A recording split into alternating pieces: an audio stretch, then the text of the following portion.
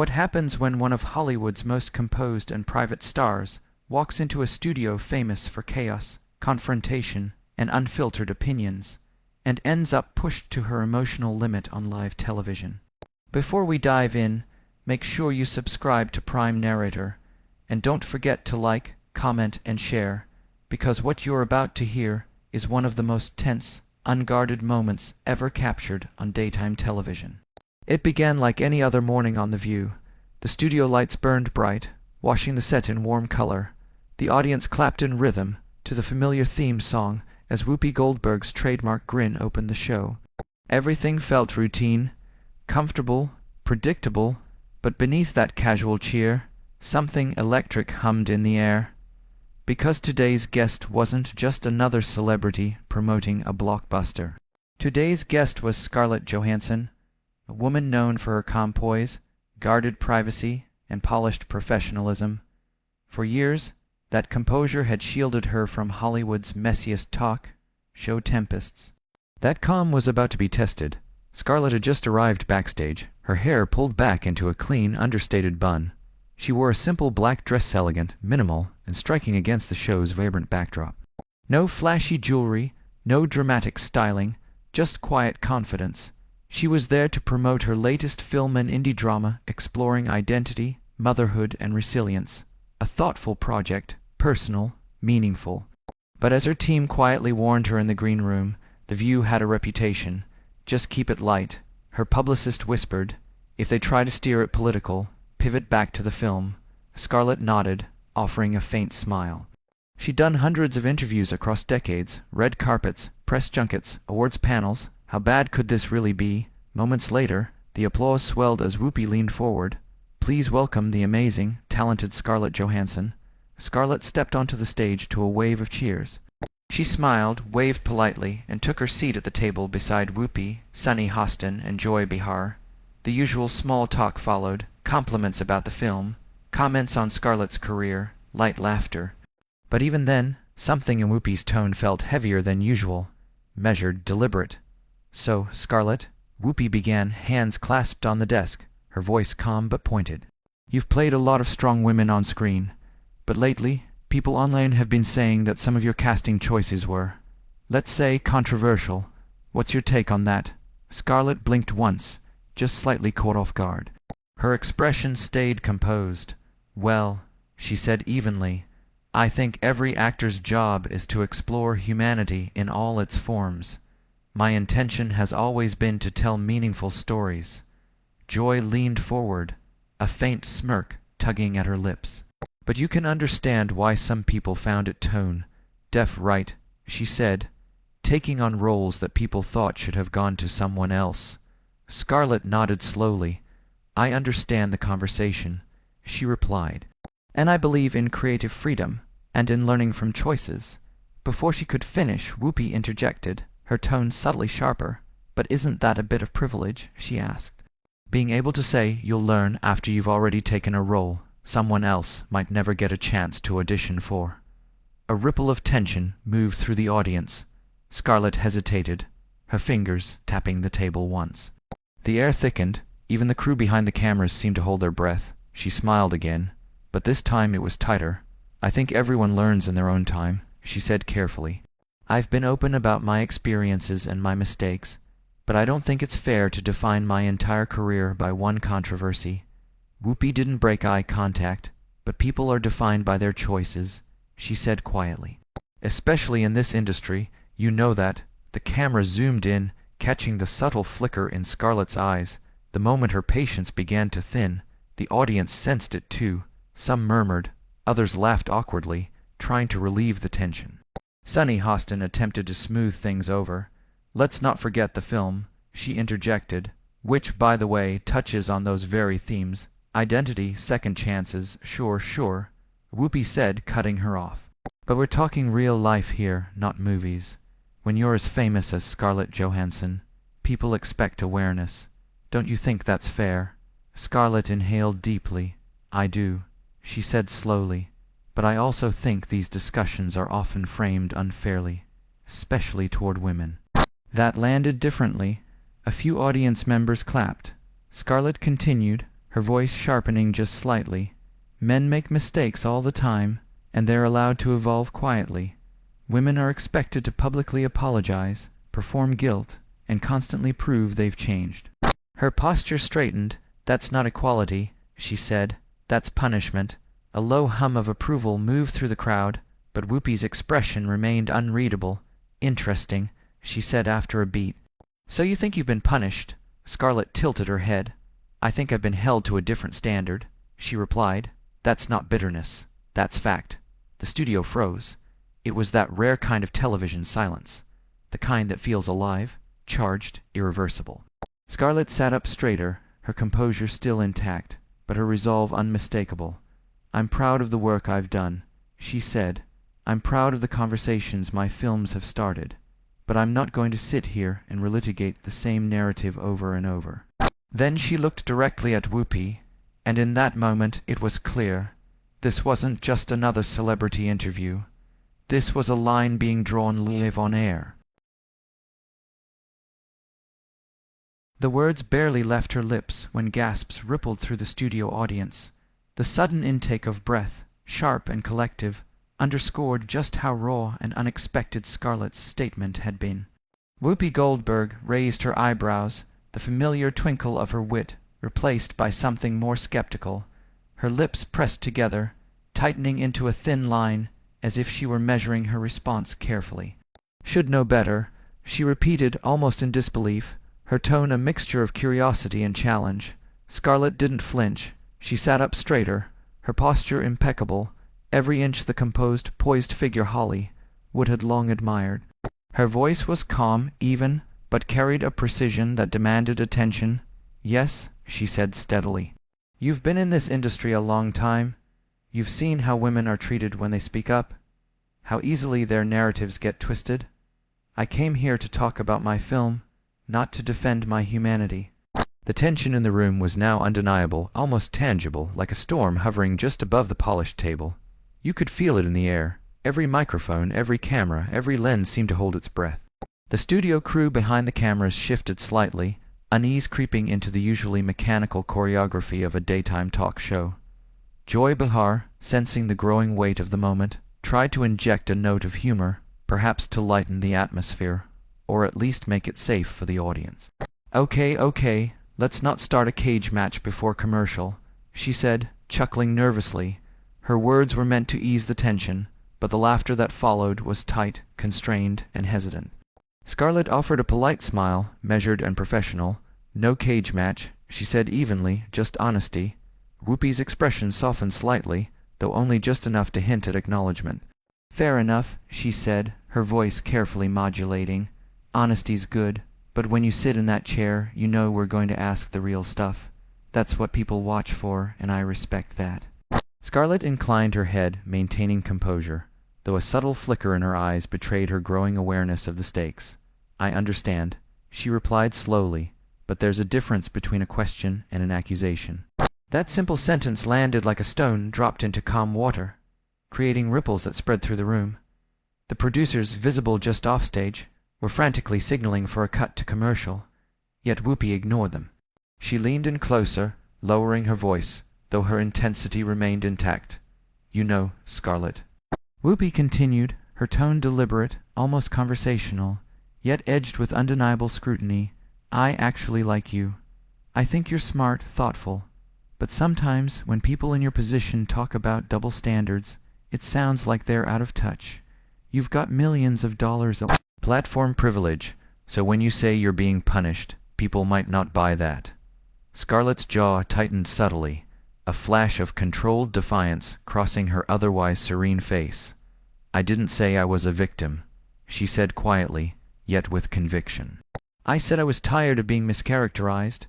Her words hung in the air, sharp as glass, reflective, fragile, impossible to ignore. For a heartbeat, no one spoke. The pause stretched, weighted and potent. Then Whoopi leaned back slightly, a half, mile tugging at her lips, one that didn't quite reach her eyes, hinting at amusement tempered by caution. Fair, she said softly, but mischaracterized by who? The media, or by the people who just don't agree with you? Scarlett met her gaze steadily. Maybe both, she said, Her voice remained calm, but every word carried measured authority. "But when you have a platform like this, your words shape perceptions. That comes with responsibility. I just ask that we use that power with care." A ripple of applause moved through the audience, louder this time, protective, almost instinctive.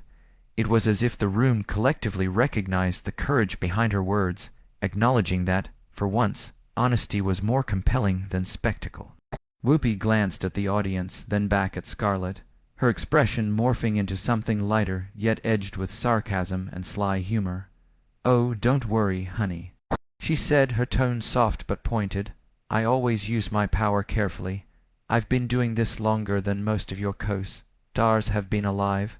Scarlett's lips curved into a cool, restrained smile. It wasn't a concession. It wasn't a challenge. It was acknowledgement, an understanding that her words had landed as intended. "Then you should understand exactly what I mean," she said, the tension in her voice easing just slightly, though the intensity of the exchange lingered. And with that, the segment finally cut to commercial. The cameras dimmed, but the tension didn't. It hung in the studio like a lingering shadow, impossible to ignore. Whoopi leaned back, muttering something quietly to Joy, who responded with a half-laugh that failed to conceal the nervous energy still buzzing between them. Scarlett, by contrast, sat quietly at the table, her hands clasped neatly in front of her, exuding calm, even as her pulse raced just beneath the surface. Her publicist hovered at the edge of the stage, whispering frantically to a producer, monitoring every flicker of facial expression, every subtle shift in tone. The audience whispered among themselves, trying to process the moment they had just witnessed. Someone muttered audibly enough for the cameras to catch it. Did Scarlett Johansson just check Whoopi Goldberg on live TV? As the screen faded to a colorful advertisement, Scarlett exhaled slowly. She could still feel the tremor of adrenaline coursing through her, the tight coil of nerves gradually unwinding. Every instinct told her this had been a defining moment, not for drama, not for headlines, but for the rare instance when honesty, composure, and unapologetic self-expression collided on live television, leaving an indelible mark on everyone who had witnessed it. It wasn't just another interview. It was a subtle declaration of boundaries, a quiet reclaiming of narrative power, and a masterclass in navigating high-pressure media scrutiny without losing oneself. And in that moment, the audience, the co-hosts, and the crew understood something fundamental. Scarlett Johansson, the composed private star, had shown the world exactly why her voice and her choices mattered. But Scarlett knew one thing with absolute clarity. When the cameras came back from commercial, this conversation was far from over. She understood the unspoken rules of live television, especially on a show like The View, where every smile, every pause, and every carefully worded sentence carried weight. And Whoopi Goldberg, experienced, sharp, and formidable, was not the kind of woman who allowed anyone else to have the last word. Not ever. As the cameras rolled, the audience erupted into applause once more. But the energy was different this time, tighter, more nervous. There was an unmistakable electricity in the room, the kind that arises when viewers know they are about to witness something volatile, unfiltered, and unscripted.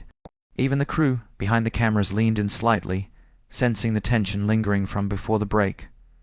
Whoopi's smile returned for the broadcast, polished and seemingly effortless, but it carried a new edge, a taut, mechanical precision that hinted at the sharpness beneath the surface. The theme music faded out, leaving only the crisp, controlled ambience of the studio and the faint hum of expectation from the audience. Across from her, Scarlett had regained her composure. Shoulders relaxed, eyes calm, hands folded neatly in her lap. Yet there was no mistaking the alertness behind her serene exterior, the subtle readiness in every measured breath. She was poised, aware, prepared for anything. The tension from before the commercial hadn't vanished. It had only gone quiet, like the calm that descends before a storm, pregnant with the promise of lightning and thunder, and everyone in that studio, hosts, guests, audience, and crew alike, felt it. Whoopi leaned forward, her body language casual, but her words carried that unmistakable sharpness. "All right, we're back with Scarlett Johansson," she began, starring in a powerful new film about identity and redemption. Her tone suggested casual commentary, but the edge was there, carefully measured, intentional. The audience hung on her every word. And speaking of redemption, Whoopi added, her lips curling with just a hint of amusement, let's talk about how Hollywood handles that word these days. Scarlett's lips curved slightly, a small, knowing smile. That's a big topic, she replied evenly, her voice calm, measured, yet carrying a weight that suggested she understood exactly where the conversation was heading. Oh, we love big topics, Whoopi said with a laugh that was light, almost teasing, but it didn't quite reach her eyes. There was something beneath it, an undercurrent of scrutiny, a subtle reminder that this wasn't going to be a simple, safe interview. The audience chuckled along, but they, too, sensed the undercurrent. Sunny Hostin jumped in to guide the conversation towards safer ground, hoping to anchor it to the film rather than the escalating tension. The film really does dive into what it means to forgive yourself, she said warmly, smiling at Scarlett. It's beautifully done. I actually cried watching the ending. Scarlett's smile softened, genuine appreciation flickering across her features. Thank you, that means a lot, she said sincerely. But before the moment could settle, before there was time for ease or relief, Joy Behar leaned forward, her chin resting lightly in her hand, her eyes sparkling with curiosity and just a hint of mischief. You know, I have to ask, Joy began, her voice conversational but loaded with subtle weight. When you take on these emotional roles, does it ever feel like you're also trying to say something about yourself? Like working through your own past choices through your characters? Scarlett hesitated, just long enough for the question to land. Her gaze flickered briefly, thoughtful, as if weighing the implications. I think every actor brings something personal to their work, she said carefully. But I don't use my roles to cleanse myself. I use them to explore empathy. Joy nodded, appearing to understand, yet her eyes betrayed the probing curiosity beneath the surface. But you can see why people might interpret it that way, right? She pressed, leaning in slightly. Like therapy on film, some might say it's a way of working through personal history in front of the camera. Scarlett laughed softly, controlled, measured, not defensive, but assertive in her clarity. If I need therapy, she said evenly, I'll go to a therapist, not a film set. The audience laughed, a genuine release that broke the tension momentarily. Yet Whoopi didn't smile. She was observing Scarlett carefully, reading the subtext of every word, every nuance. Her gaze was sharp, probing, like she could see beyond the composed exterior to the thought process beneath. So, Scarlett. Whoopi began again, leaning forward slightly, her voice deliberate, measured. When you talk about empathy, do you think Holly would actually practices it? Because from what I've seen, it often seems more about optics than genuine understanding. Scarlett turned toward her, meeting her gaze steadily. You're not wrong, she admitted evenly. There's a lot of performance, both on screen and off. People want to appear progressive without actually changing anything. That honesty caused a brief pause. Whoopi's eyes narrowed fractionally, caught off guard by the directness. Scarlett continued, unflinching, clear, and deliberate. So yes, she said, even the people who criticize me might not be as righteous as they claim. A hush fell over the audience, the collective realization settling in that Scarlett wasn't deflecting. She wasn't apologizing. She was speaking plainly, articulating a truth that was uncomfortable, but deeply grounded in observation and experience. The cameras panned across the audience, capturing faces frozen with attention, every blink, every intake of breath, a testament to the gravity of the moment. The tension, once a silent undertow, was now palpable, charged and alive, vibrating in the studio like the hum of electricity before a storm.